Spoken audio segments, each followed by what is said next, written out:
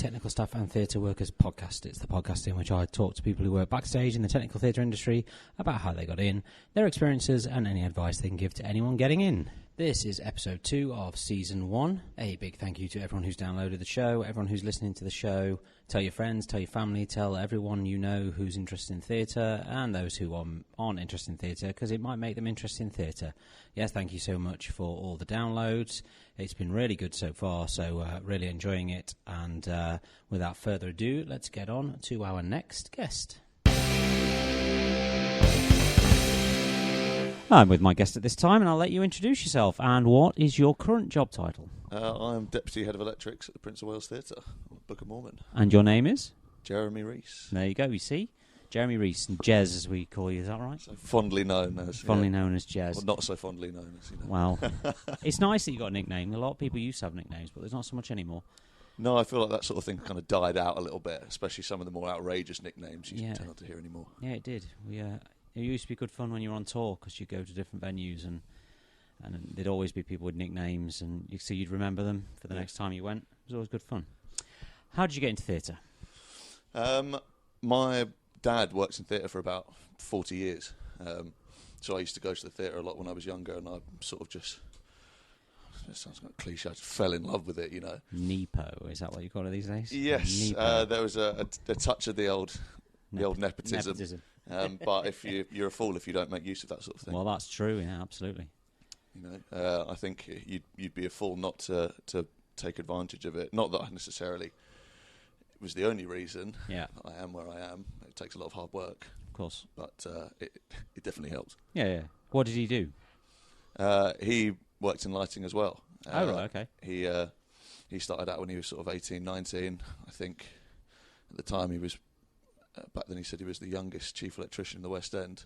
Wow. I mean, this is a long time ago, back in Stolmos days when they had the monopoly of, I think they owned like 13 or 14 theatres in the West End. Right, I see, yeah. But yes, a long time ago. And lighting was candles, essentially, just candles candles and mirrors. Yeah, it was all source fours or patterns and certainly none of the nice, expensive, clever movers that we have these days. Yes. So that'd be why you got into theatre. Did you train anywhere? I did, yeah. I went to... didn't need that anyway. I left secondary school at 16 and then, fortunately, the careers advisor at my school, because I was a bit sort of a loose end what to do, said that, someone in the year above you's gone to Brit School. So I put sort of... you have to go in for almost like an interview process. Right. And I put this package together of, things that I'd done extracurricularly and... the interest that I had, and I ended up going to there for 2 years, and it was a great course, really quite extensive, and they make you do in the first year you cover everything. So you did costume, sound, stage management, set design. Gives you a great feel and more of appreciation for every other department, which I think is quite important.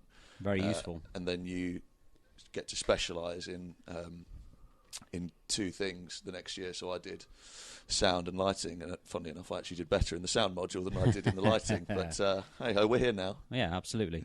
My careers advisor at school, I told her I wanted to be a rock star, and she told me I couldn't be a rock star, so I told her I wanted to be a lumberjack. And how did she take that? She put a lot of red crosses through my careers paper. Cut you down. Yeah, nice. See what we did there? Yeah, I didn't look good in the shirts. That was the problem. Oh, God. What was your first job in theatre? My first job was follow spot operator at Phantom of the Opera. I was 18 years old, wide-eyed. Wow, that's not bad, is it? No, funnily enough, actually, I was dragged kicking and screaming to see Phantom of the Opera at the age of 12. I was like, I don't want to go and see Phantom of the Opera. It's going to be crap. It's going to be horrible. Oh, it's great. And I remember I was sitting sort of 3-4 rows back in the dress circle, and at the moment the sort of chandelier flies out at the beginning. Spoilers. That's exactly what I said. Yeah, and it's that was a big moment. I was like, this is just incredible. I'd been fortunate enough, once again, for the old nepotism, to get to go backstage before that, and just seeing how everything worked. Like, they had dry ice back then. There was no Dewar tanks full of CO2. It was all dry ice and buckets of it. And ever since then, I was like, yeah, do you know what? This is kind of what I want to do. Yeah, I saw Phantom when I was younger as well, and the minute the chandelier starts going up the auditorium, I'm like, this is the best thing I've ever seen. Spine-tingling. It is, genuinely absolutely. Spine-tingling. Absolutely, yeah. It is. Anybody who's not seen it should go and see it. I've incidentally follow spotting. I've only ever follow spotted one person in my life. Oh, yeah? This is a good story. It was Ken Dodd, the mighty comedian Ken Dodd. And Ken Dodd, if you don't know, I mean, I'm assuming people listening to this won't really know who Ken Dodd is, but he's an old comedian.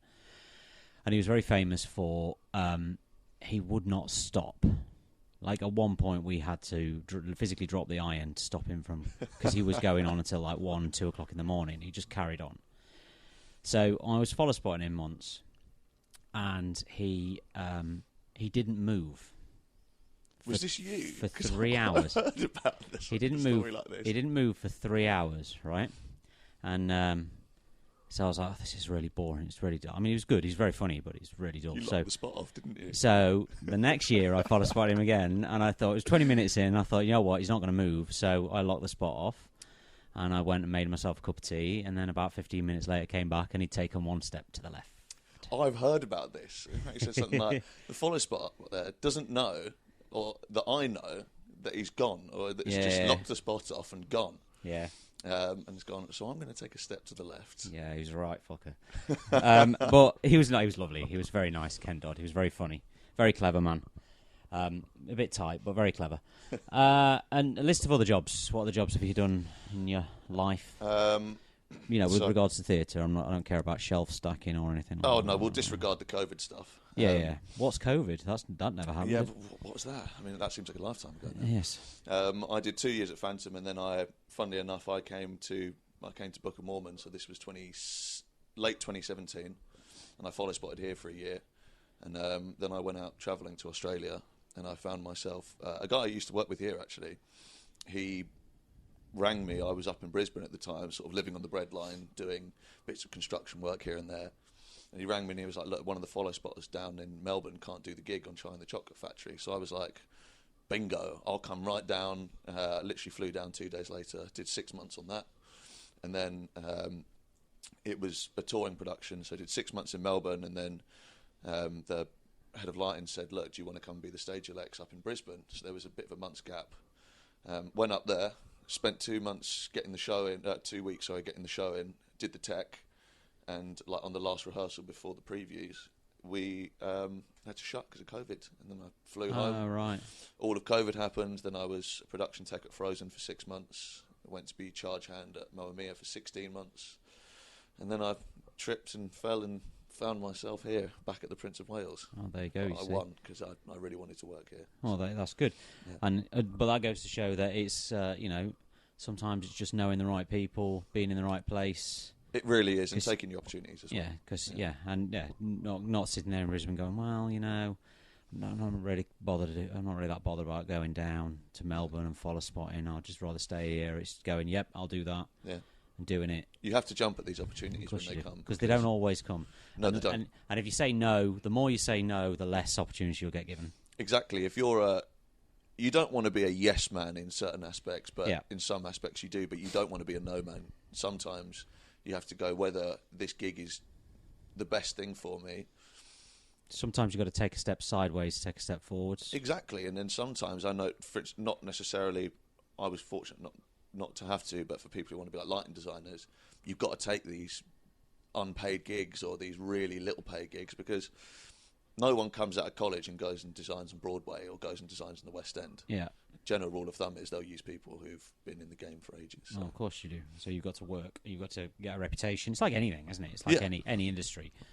But yes, you take the jobs. Yeah, nepotism will only get you so far. Yes. Interestingly, when I was at university, there was I had a lecturer who he used to play keyboards for Bob Geldof, and he said to me, or to us once, he said that the best piece of advice I can give you is always take work. Doesn't matter what it is, take it. He says, because a few years ago, I'm talking this is like late 90s. He says a few years ago, I got phoned up by a friend of mine asking if I could put a soundtrack to a computer game that a company he was working for was developing. Righto. And he said, I didn't want to do it because they weren't paying me. He says, we'll give you a percentage of what the game makes, but we can't pay you any money. He says, well, I needed the money, so I didn't do it. And the game turned out to be Tomb Raider. So he got offered a certain percentage of the entire Tomb Raider franchise, which I'm not sure. Does that include the movies as well? Oh, well, I presume it's part of the franchise, so I presume so. But, I mean, Tomb Raider, I don't know how big Tomb Raider is these days, but back in the late 90s and early 2000s, it was a massive game. Huge. It was a huge game, and it made tens of millions. I mean, if you equated that to today's money, I'm sure we'd be looking at hundreds of millions. Yes, you know? But I mean, it worked out all right for him because he came in on crutches on the last week I was at uni, and we're like, "You all right? Everything all right?" He said, "Yeah, I just nosedived one of my 2 private jets." So he was doing all right for himself anyway. But there you go. Have you come across any issues within the industry that you know any people who have held you back or? Oh, that's a tough one. I think obviously not naming names. No. I won't snake anyone here. But I think I've been quite fortunate in that I've not really been held back in any way. I would say sometimes I was my own worst enemy. Like I tried quite hard for the Damon's job at one place, and I kept not getting it. And I was like, why not? And I was my own worst enemy. I held myself back because of the way I took that. And now I think if I don't get a job, these things are meant to happen. Like I applied for 3 deputies jobs before I got this one. Yeah. Thank God I didn't get them, because I would have been working at a building that, don't get me wrong, I probably would have enjoyed, but not half as much as I enjoy being here. Yeah. But no, I think I've not come across anyone like that. It's certainly not that I directly deal with. I know other people have. Yeah. But I shan't name any names. That's fair enough. Well, maybe those people will come on the podcast and they can name the names. You never know, yeah. Yes. What would you say are the pros and cons of working within the industry? Do you want me to start with the pros or the cons? Whatever you want to start. If we start with the cons, and then we can uplift it with the pros. Fine. The cons are sometimes it is really long hours, and if you want to work in the industry, be prepared to not see a lot of the people who don't work in the industry, especially working weekends, and a lot of the friends obviously who don't have the same job as us don't work weekends. So be prepared to miss your Friday nights, your Saturday nights, sometimes even your fucking Sunday nights as well. Yeah, some shows they work Sundays as well. So yeah, it's not geared for having children in this industry. No, I mean that's certainly that's something maybe a little later on in the horizon for me. Yeah. But what are some of the other cons? I think is there sort of in a way a form of monotony? Because yes. Most of the time you are doing the same thing every day. There can be, especially, I think this is why I wanted to move on from follow spotting. I loved my time doing it, and it was an excellent experience. And I think there's almost that hierarchy that you have to move up, and I think it's important to start. I don't want to say at the bottom, because I think that does follow spotters a disservice. Yeah. But you want to start there and move your way up, so that you get a real respect for the job they do. It's a learning curve, isn't it? It's a massive learning curve, and I think, yes, it does get a bit monotonous. Like I saw Phantom of the Opera 800 and something times. I loved it every time. But, I mean, there were people who'd done it for 25 years, don't get me wrong. Yeah. People who'd follow spotted it for 25 years. One of them, I used to take great pleasure in reminding her that she'd been on the show 6 months sort of shorter than I'd been born, which she didn't like. And then I saw Mormon 400 times, or Charlie and the Chocolate Factory 200 and something times, Frozen 200 and something times, if you include the tech, probably about 300. Yeah. So it does get a bit monotonous, but it gets slightly better when you don't have to watch the show every evening. Yeah. Which is another perk of sort of moving up the ladder. I can't think of really too many other cons, so I'll go with the pros. Go on. Which is you spend a lot of time laughing. It is good fun. There's the odd shit day. Don't get me wrong. But I'd say 9 out of 10 days are great fun, and I look forward to coming into work. I really do. It's a great atmosphere, and then the money can be really good. Obviously, a lot of the time you have to put in the hours to get the money, but you can get really good money out of theatre. Yeah, there's a good camaraderie, I think. I like. I always say that you because young people come in and you have work experience, or you have new deps coming in, and they see the way people are, especially in an established show, and they go, wow, that looks like great fun, I want a piece of that, but they don't realise how much hard work has gone into it to get to that point. Precisely. So there's a time, we all know when having fun stops and work starts. Yeah, not necessarily when the shit hits the fan, but when the chips are down. So it's cliched, but in a way, yes. Yeah. You need to know when to go. Actually, no, this is potentially, this is serious, or we all need to actually put our heads together and do a really good job. But not that we don't always do a really good job. That makes it sound like we blag it the entire time. But you know what I mean. It is everyone knows what to do and when, and that's how people get to the position they are. Yeah. You don't. Some people say that incompetence rises to the top, but I certainly don't think, especially not in this building, I don't get that sense at all. I feel like everyone deserves to be where they are. Yeah. And willing to ask. Yes. Ask if you don't know something. Oh, There's nothing wrong with that. Sometimes, if someone sends you off to do something, like, can you go and grab this for me? If you're kind of unsure, you can look it up, Google it, and go, I know what I'm looking for. But if you really don't know what you're doing, just go, look, I'm really sorry. I don't know what, I don't know what I'm doing, or I don't want to balls this up. So can you just let us know? Because I would much rather someone ask me the question than they go and do the completely wrong thing. Yeah. And balls it right up. Yeah. I mean, when I was younger, you don't get this so much anymore, but you used to get told to go and ask for a long wait, or a tin of tartan paint, a box of gas, glass hammer, some skyhooks, things like that. A leg of salmon. Yeah. You'd have some poor kid sitting in a chair for 4 hours. What are you down here for? Oh, I've just been asked to get a long wait. And he's just sitting there for hours. It's like, really? Yeah, can you go to Leyland's and get me a long wait, please? Yeah. Skyhook, thank you very much. Yeah, you don't do that anymore, apparently. No. It's not fair. It's not the on done people. thing. It's not fair on people. What would you say is a common misconception for new people getting in the industry? Oh, boy.